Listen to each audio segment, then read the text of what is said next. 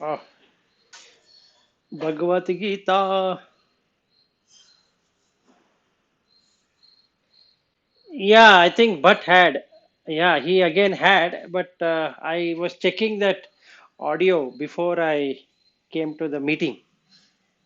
I think he asked, and then we were discussing something else. This was on that jeevi, jagat, ishwara, which we were talking, and then he wanted to know more about that. I don't know.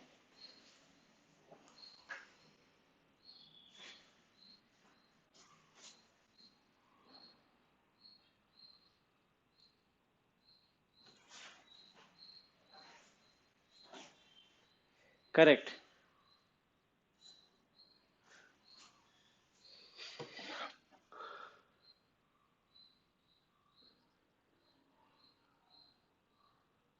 Ah, that is still there.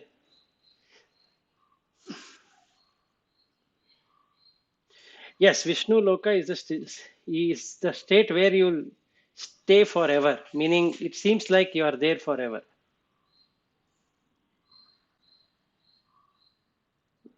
No, that is what that one of my experience showed that it is not true.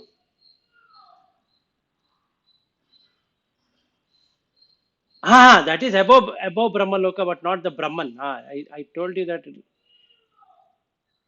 Yes.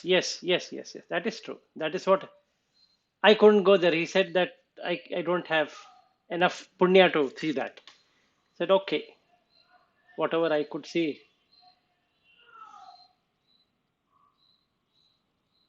Mhm.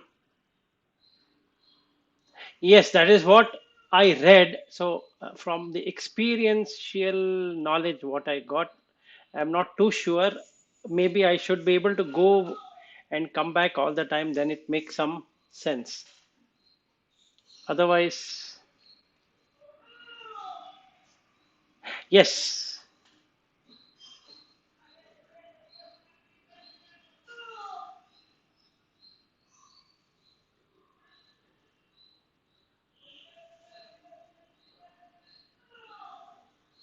correct. That is very true. That is what even I understand from that experience. It is so nice that you don't want to come back anywhere because there is nowhere to go.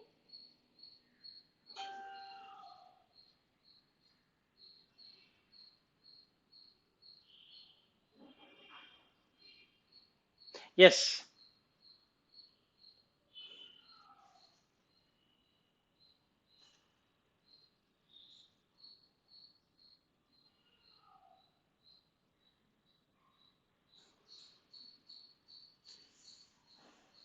yes,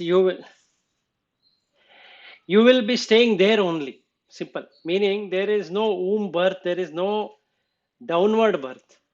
Meaning in the current life, we can be in any form. Whereas in the case of Vishnu Loka, there is no more rebirth in this realm of existence at all. Meaning you are barred from below the Brahma level.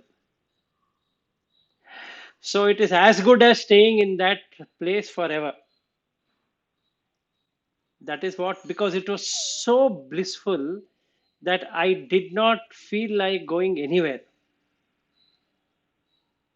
So it was too good as an experience. So I agree with what you say.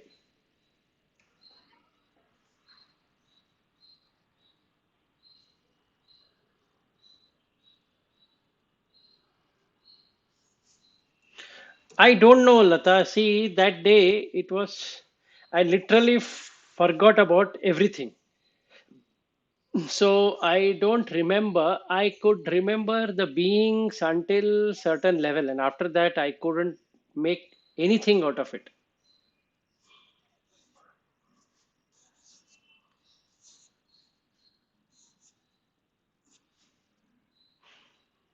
Yes, so I couldn't feel anything. Only when that being who was taking me around, then he brought me to the animal and hell realm of existence, then only I was able to see so many beings suffering.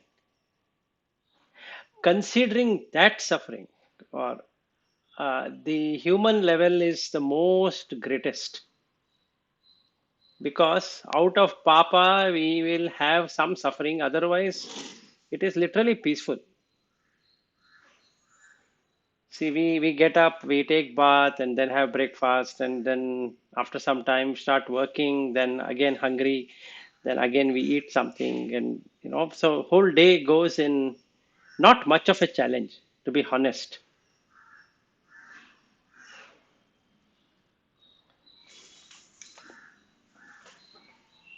Exactly, and we don't have to. We only thing we have to do is to cook the food and have some eating, and then we should have some uh, recreation, and all the other things will take over.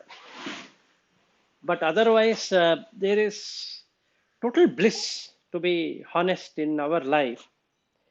Meaning to say that life is indeed boring, meaning to say that if it is stithi, experience right here, right now, you will feel it boring. Yeah, and we don't want it to boring, so we want some movement there. So when the movement starts, then we are in we are in the samsara, which is srishti and laya. We can never be in the stithi. So Eckhart Tolle explanation of what he experienced is stithi, which is boring, because wherever you go, you will not feel anything. Whether you sit in a park, or you sit at home, or you sit in, you are a head of an organization, or you are nothing, and whatever it is, it doesn't really affect you at all. So that sthiti, when we reach and the person dies, so he is directly into Vishnu Loka, because he has already mastered being in the sthiti. But here is the mental problem, the problem of getting some worked up energy which is required, meaning I should feel I'm doing something.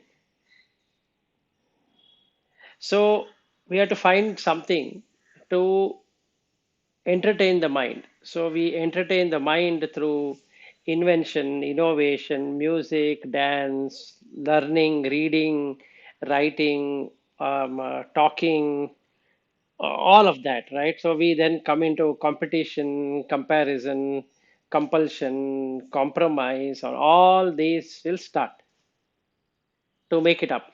So mind is totally agitated now, because that's what it wanted. So that's how the consciousness brings the mind to a level that it can establish itself in that realm of existence.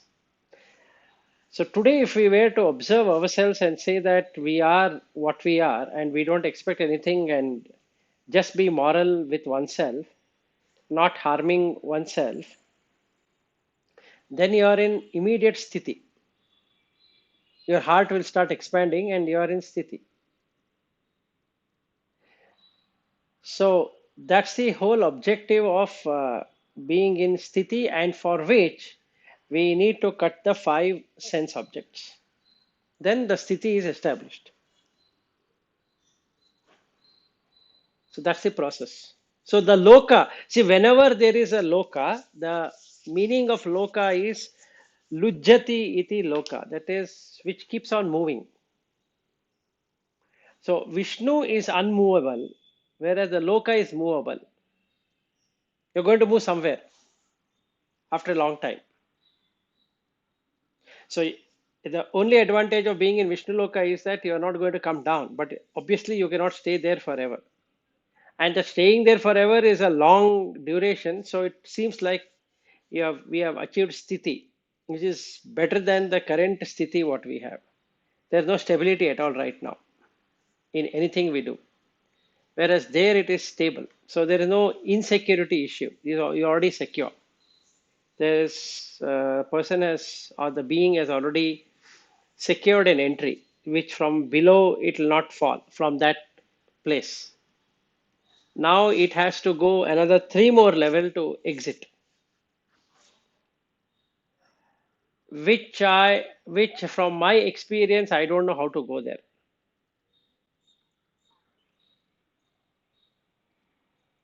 And neither after September 2019 I ever again went into the same place. And that was one of experience. So actually, what the scripture says is that you should be able to enter and exit all the time at will, at will. So now, if I feel like going, I should be able to go. That has not happened. So I am still behind, is what I feel. Yes, and then yes, and you can interact with the being, help them, or do whatever you want to do with them. Come back with that experience. That I am not able to do. After September 2019, um, I'm not at all in that. Meaning, I'm having good experiences. That's true, but not like the guided tour which I got on that day. That was amazing experience. And so I don't know if whether should I expect that or not expect it, or but all the scripture says that once you know how to go there, you should be able to go there all the time. Which yes. So now I don't know how to go. But the good news is I've gone. The bad news is that I'm not able to go on will, out of will. So let's presume that I don't have any work to do right now. Yes, I should be able to go to one loka and just be there.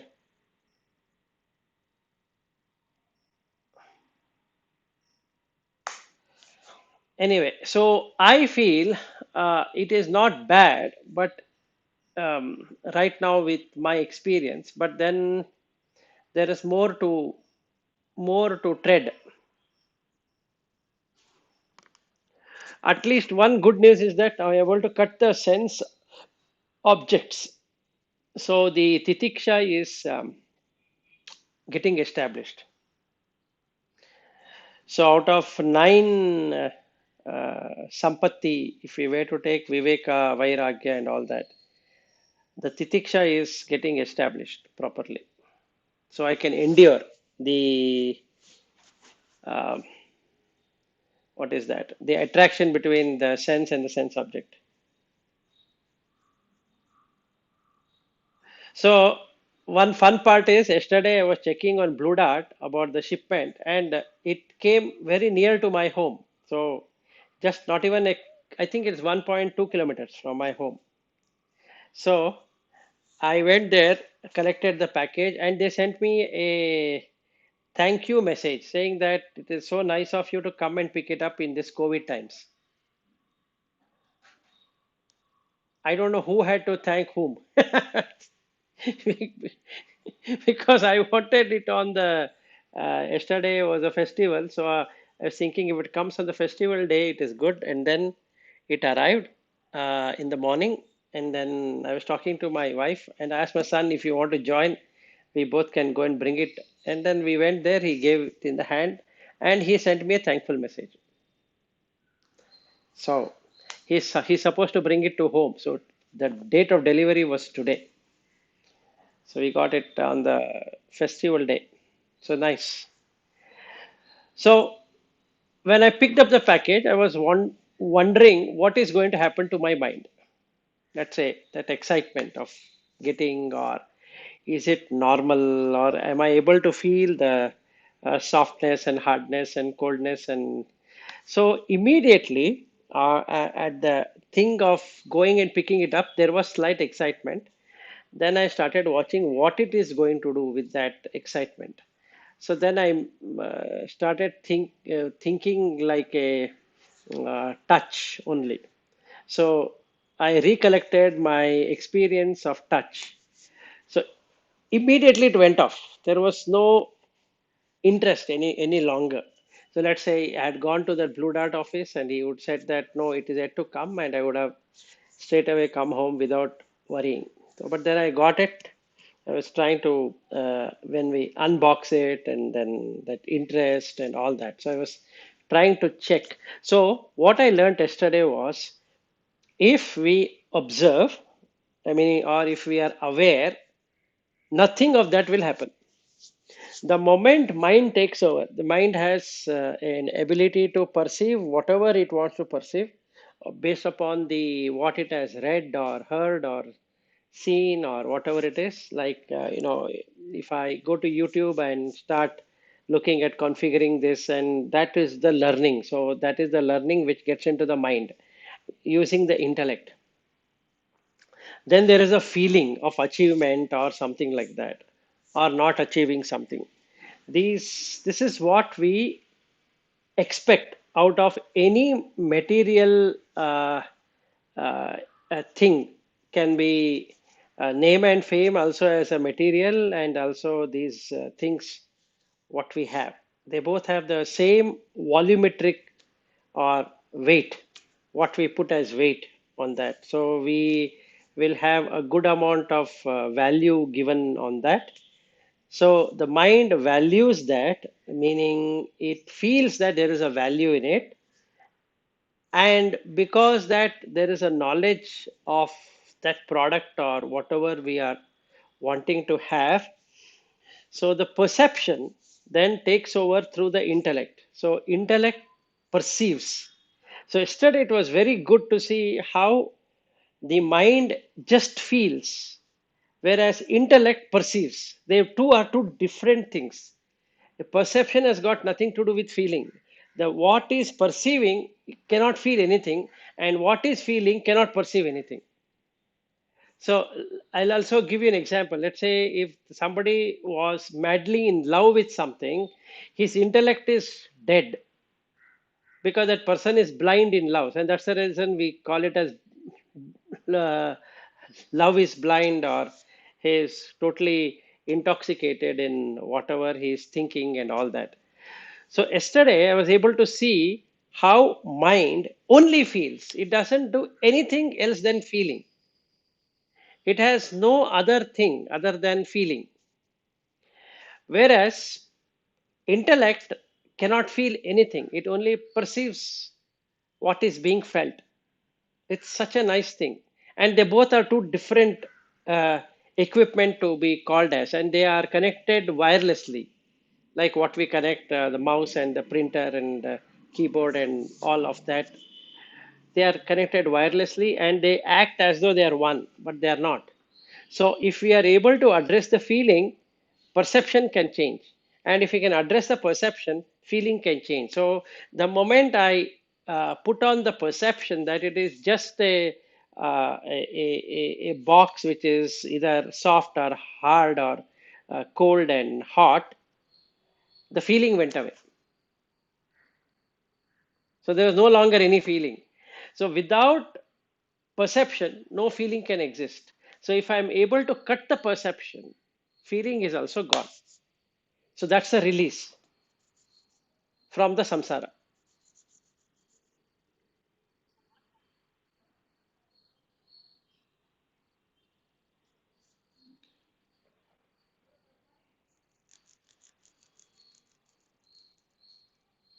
First, the feeling. First, there is a sparsha. Yes, before you will not be able to perceive. See, the thing is this way. First, you will have the sparsha, which is touch.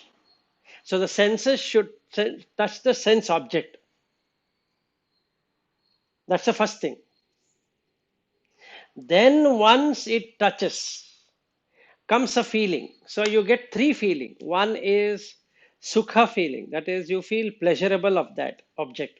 So then when I saw this Mac Mini on the YouTube channel, the mind has already preoccupied itself and has got a feeling based upon the review and whatever it was said on so many times and before it was even purchased.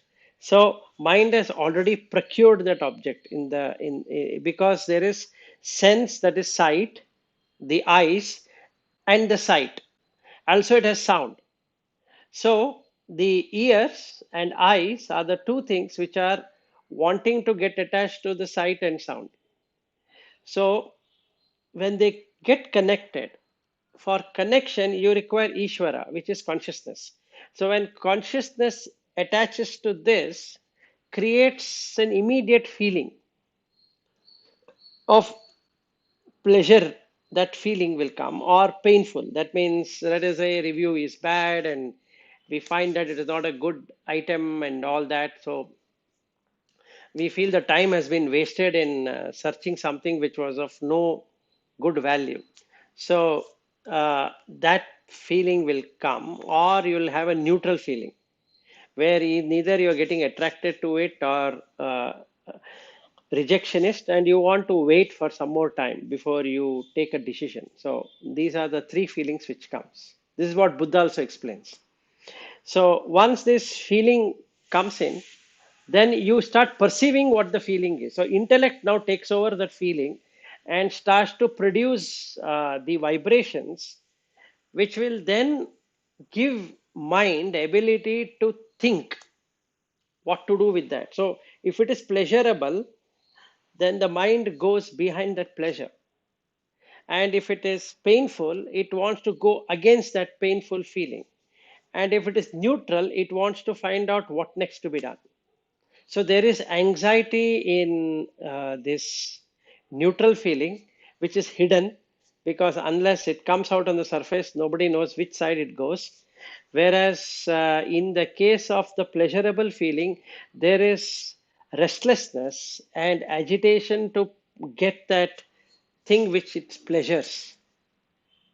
So, from consciousness, if we are able to understand through viveka discrimination between the like in the neural network, what I was talking about, that picture which is coming, if it is compared and found that it is not the right one, and you can drop it off, that is, it's a wrong perception uh, taken. So the consciousness is able to observe and see that's a wrong perception. It drops off that perception. So the feeling is gone. Even though feeling is the first thing which happens after the sparsha or the contact, but perception happens after that.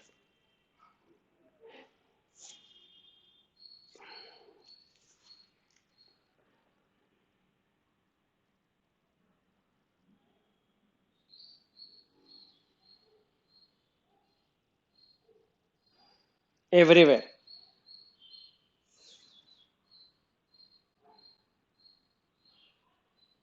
Correct. Directed.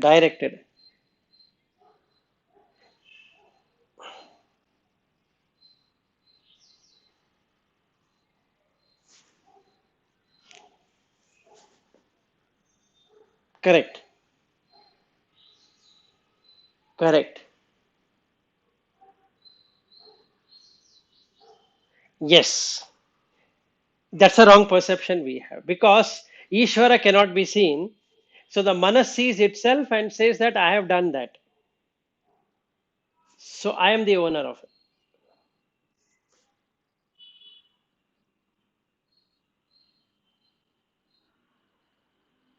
Yes. So this is directed consciousness. So you need to stop the directed consciousness. It should be undirected.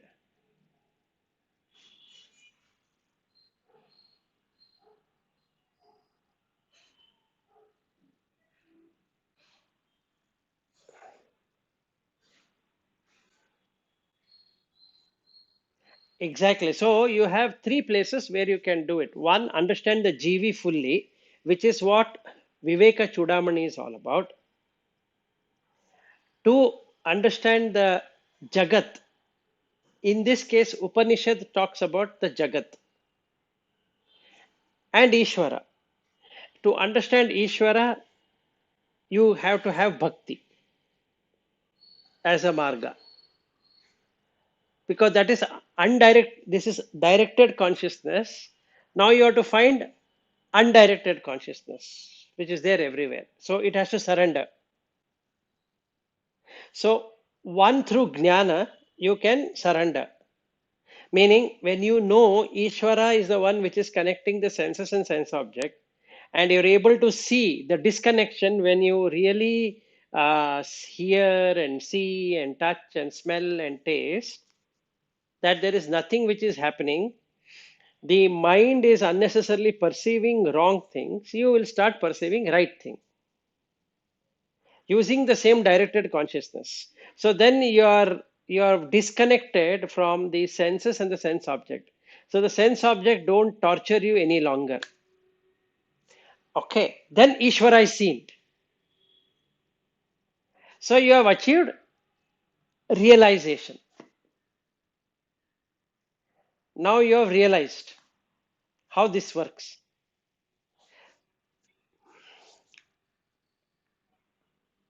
Yes, yes, mind is the one which does both. It also helps in finding itself undirected consciousness or gets lost in the directed consciousness. Okay, and I think we had spoken about this last time also. So, Buddha talks about how this works. So, he says, Vinyanam, Anidasanam, Anantam, Sabbato Paban. That is, consciousness is undirected and it is Ananta and it is lighting everything in its way. So now he says where the problem is. He says, Yatta apo na vayo na tejo na yatta, sorry, patavina apo na vayo na tejo na gadati. That means when this directed consciousness, that is what we are talking about, the directed one, is able to get rid of Prithvi, Apo, Vayo, Tejo, connection to that. If we can do it, meaning when I got this Mac Mini box at that very moment, if I am able to touch it and say it is not touch of Mac Mini, it is Prithvi, Apo, Vayo, Tejo. Or when I'm touching my body, same thing. When I'm touching the sofa or bean bag or a table, sorry, chair and a table and a cot or whatever, these are the forms. But underlying those forms are these four elements. So if I'm able to only find that it is cold or hot or the what I can say, it is hard and soft, immediately the right perception starts at that very moment and the feeling goes away. Now there is no Mac Mini in my mind. There is no sofa in my mind. There is no cot in my mind. And there is absolute space because right side of the brain starts working. The left side had these compartments. So the compartments are gone. So the right side of the brain will open up. So what you will find is you are everywhere. So you became anidasanam. So if we were to put that in Sanskrit, this is Pali, nirdeshana. Nirdeshana means direction. Nirdeshana means without direction. So it's undirected. Once we are able to do this, one funny thing happens. So Buddha says there that yatta digam, so then you say long, short, fat, thin, small, and big. All these dualities goes away. Then nama rupa is no longer there. When nama rupa itself goes away, then the directed consciousness no longer can sustain. It will go away. It will become undirected. So I've reached, yes, meaning the directed consciousness is gone. That means my fascination to Mac Mini is gone.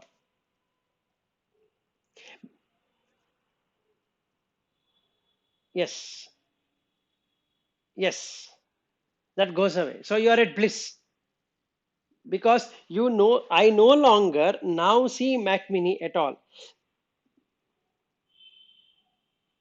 Then it is, you don't have anything, and this is called a shunya. It is devoid of that essence. That thing itself is not there. So your mind is at rest because the feeling is gone. Yeah, go ahead.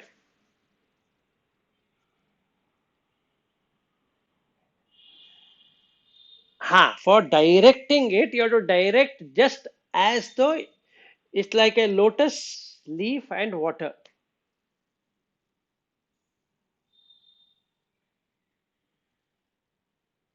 Yes. So what is this transaction purpose? Let me explain to you. So let us say my wife and her mother right now they are talking. It is just sound. Okay. So when I am supposed to interact with them, I'm interacting with my sound, right? And we have language. So what I should be doing is I'm directing the energy to speak in a particular language and syntax. There is no reality there. Absolutely, there is no reality. I'm just transacting. So she says to me that okay, after this class, and then what are your meetings, and like, we have to go here, we have to buy this, we have to do that. Oh, it's just a language. It's no person doing that. It's just a language, right? So when she says, "Let's go there," that the consciousness is moving the body, not I am moving the body. So I need to disconnect and connect the world and not world. Meaning, when she tells me that why don't we go here, instead of murmuring and feeling bad that why should we go there, what is the need, and what why we should, or getting excited about it and saying that yeah we'll go, let us enjoy and all that, I just do the work. Then it is undirected. The moment I have an attachment to it, saying that oh this place I like, this thing I like, and that thing I don't like, then I am directed. And in a directed consciousness, mind starts feeling and perceiving, which is wrong. So either it is going to perceive that there is happiness down there, which is not, either way. So now my wife taking me somewhere, I might feel it is unreasonable or reasonable or good or bad, and so that means again we come to duality. If it is undirected, then there's no duality at all.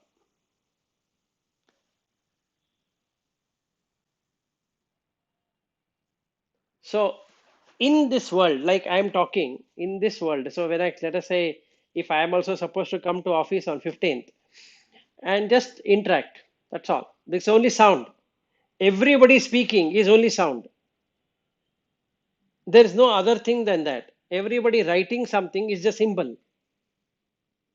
Everyone typing on their thing and sending an email is just a symbol. Actually, you're reading English and then you are converting into your local language, maybe Malayalam. In the case of Bhatt, it will be Konkani or whatever he speaks, or in my case is Kannada, and then it represents back into the symbols, and we take the way we want to take it. So the pixelization is happening in the brain. So we take the pixels, compare it with that symbol, and then if it is understood, we understood in one way or the other way. And if there is a question, we ask, otherwise, we will leave it, meaning it is understood. So that is not reality at all. It's just symbol. So when I read an email or when I really do something, I need to look it as a symbol just to express. There's no reality there. Then I have disconnected the loka or the jagat. Just interacting to the level of interaction and leave it there. So whatever action that to be taken, just take it and leave it on that email. Don't do anything other than that. So now we have to have a meeting. Okay, have a meeting. We call something as scrum. Okay, call it a scrum. Something has to be called as something else. Okay, let's call it that something else. So all are nama and rupa. They really don't exist. And then just come out of it. So you're at bliss. Even in the meeting, you're at bliss. When you're writing something, writing an email, and all the time you're at bliss because the consciousness is undirected.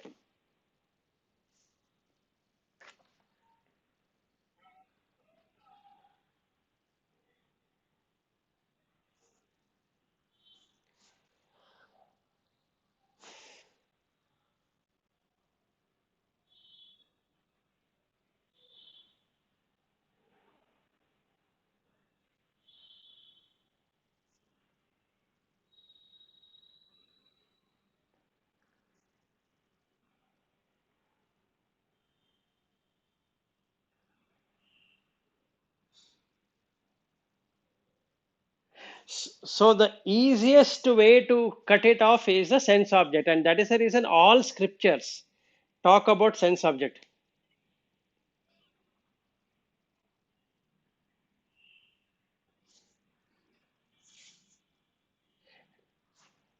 At least, at last, you understood, right? That is a good thing.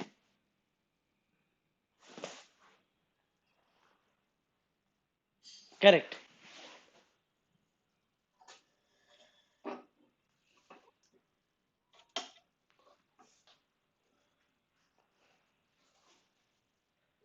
Correct. True. Yeah.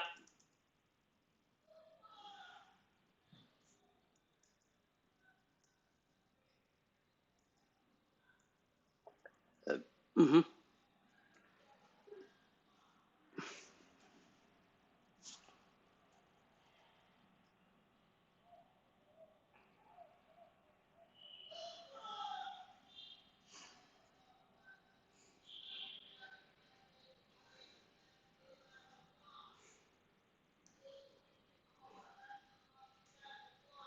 No, this is how everything works.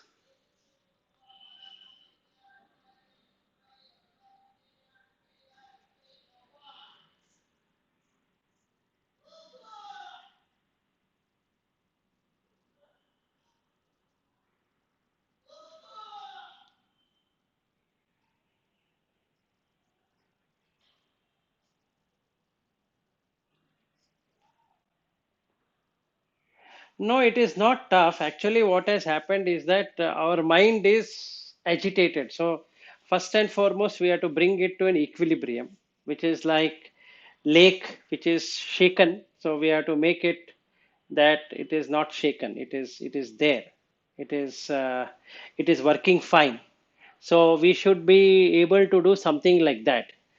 So once we are able to get into that, you will be able to see or at least experience it. And the past life, we don't know because it should automatically happen on its own. Again, all of this happens on its own. It's not that anybody can do anything about it.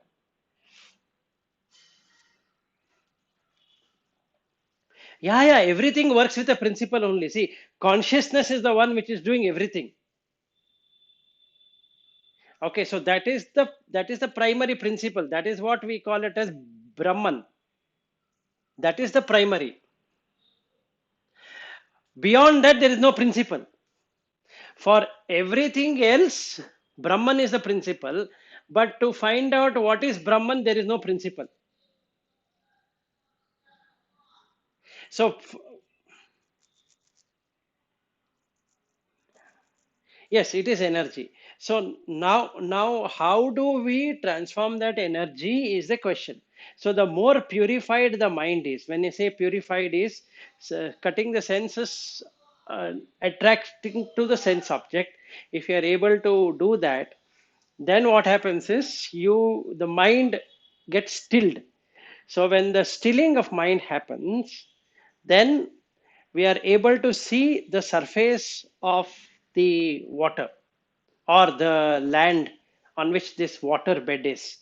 So we will be able to see all our past lives and past experiences, how it happened and all that, because that is when we get the key to see it.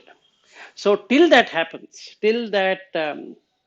uh, till that boiling water becomes cool, we might not be able to get into that. So the principle here, beyond that, is to first understand the ishwara through jagat, then cut the jeevi, then the jeevi cutting will remove the jagat itself, and now you are in ishwara. So once you are in ishwara, you will be able to experience everything what the books are trying to say. So this is the process.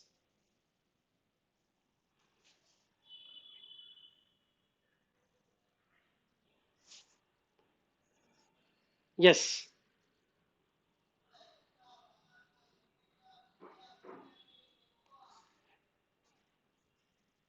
yes, that's correct.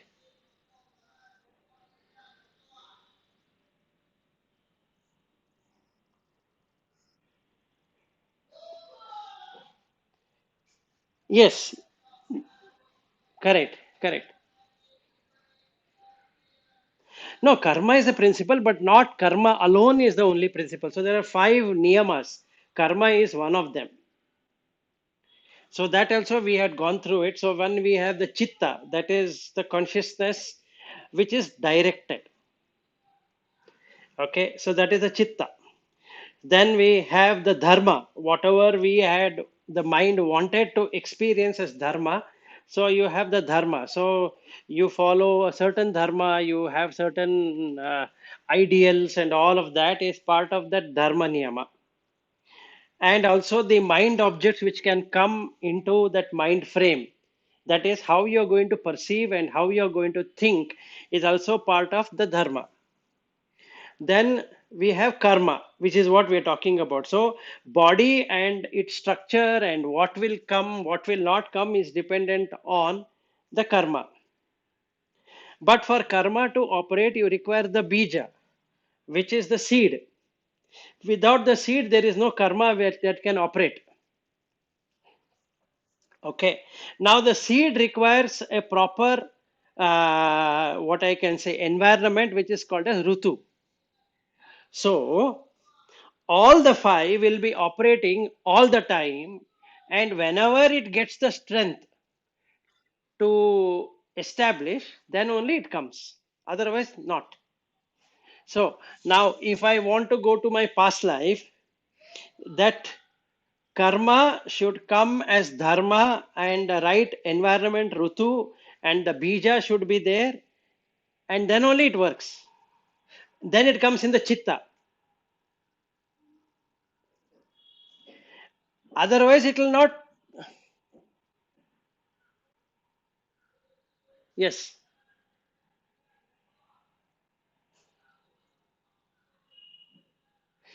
This comes under the prakriti, right? So prakriti has full-fledged rules and regulation. Purusha doesn't have. Yes, yes, yeah, and that's the reason Kapila Muni was able to say that Mahat is not part of Purusha; it is part of Prakriti. The cosmic intelligence, what we call as intelligence, how a particular thing should shape up, is defined by Prakriti, not by Purusha.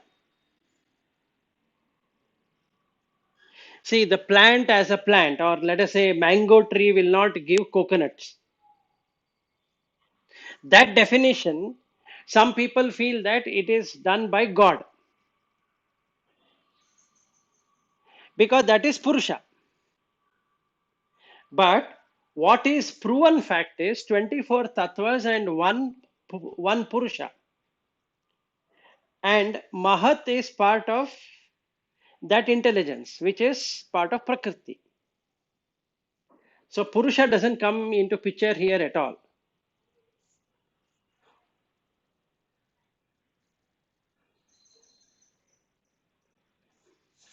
Yes, that is correct.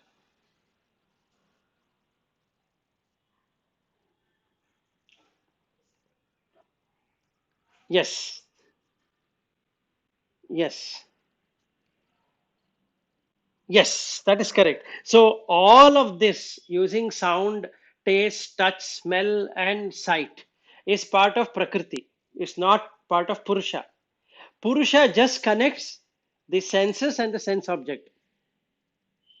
Nothing else it does.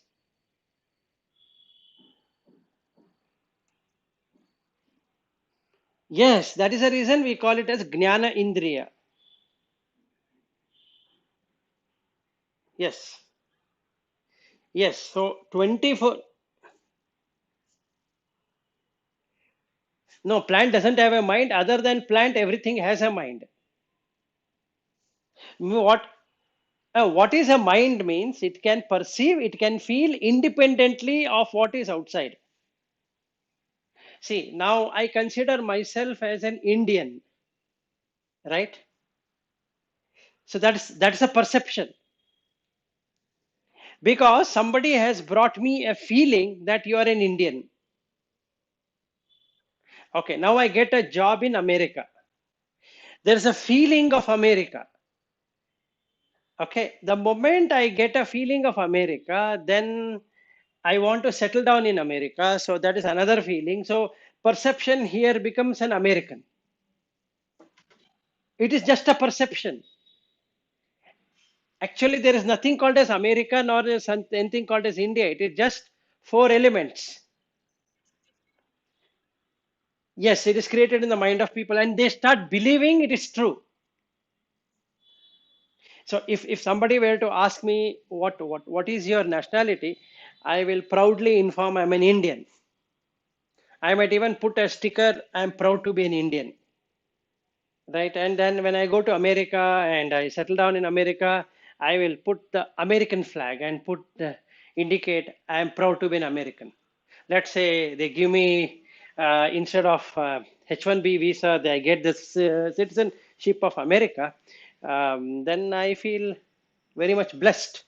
So I'm an American, no longer an Indian. So I hold an American passport, which is very good because now I can travel anywhere in the world. Nobody asks me any question because there is no requirement of visa. So this is fabricated in the mind. So who is creating this Mahat? Can you tell me? This Mahat is created in Prakriti, right? Not in Purusha. Yes, yes. So when we go to sleep, America, Asia, all, even the bed and family, everything goes away, right? That is what Purusha can do. Purusha can remove the plug, and Prakriti has nothing to do with it. So Purusha is the primary thing, Prakriti is secondary thing. Since the body and mind and intellect, everything is done by Prakriti, it is very hard to experience, hard to understand Purusha. So to understand Ishwara, which is Purusha, we need to cut the jagat. So once the jagat is,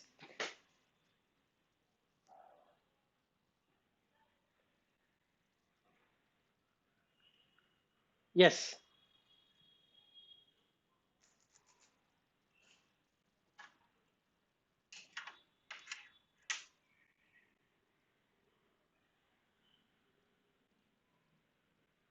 correct,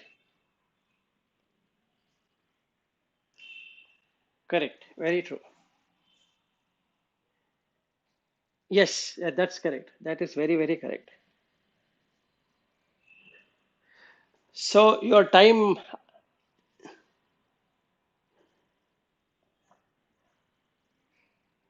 yes, everything is on Prakriti. So the whole idea is to understand what is Prakriti so that you will have yourself as Purusha.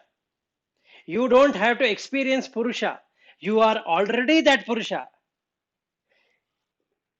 You are not there.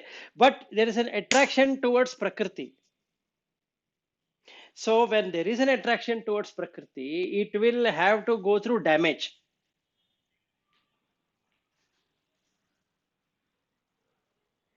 No, no, no, no. See, like in the case of feeling and perception, which I was talking about, of when I took that Mac Mini, the directed consciousness is what mind is doing, right? So, mind is pushing the consciousness to believe, to make itself believe that something called Mac Mini is very good for me.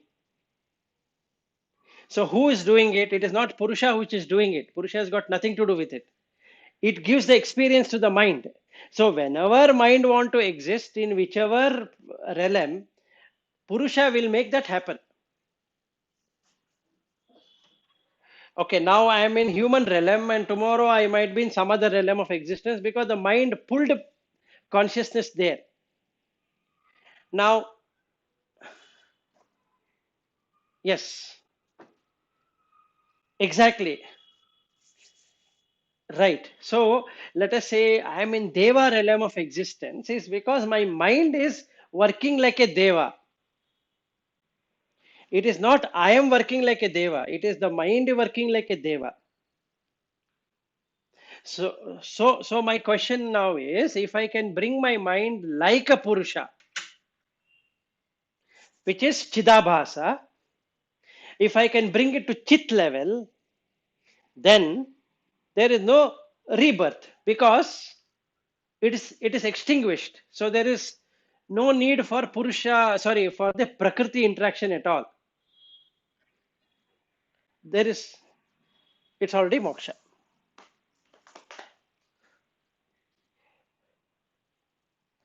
Yes, always. Mahat is part of Prakriti. Purusha. There cannot be any rules.